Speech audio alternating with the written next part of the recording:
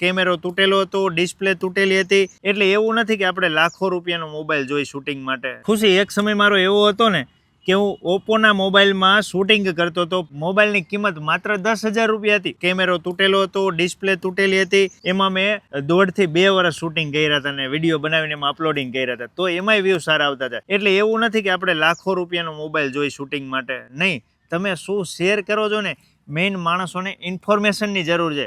તમે કેવું રિઝલ્ટ આપો છો, લાખો રૂપિયાના મોબાઈલમાં શૂટ કરો છો કે 5,000 રૂપિયાના તૂટેલા ફૂટેલા મોબાઈલમાં શૂટ કરો છો, એનો કોઈ મિનિંગ નથી. કોઈ દેખાવ કરવાની જરૂર નથી. જેવું હોય એમાં રોડવાય. સમય ક્યારે કોનો ક્યાં બદલાય કોને ખબર છે. કેમ કે સાહેબ મને ખબર છે.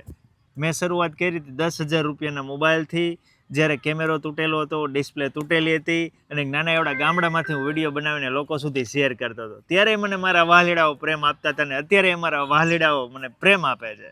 બસ આવો ને આવો પ્રેમ આપતા રહેજો.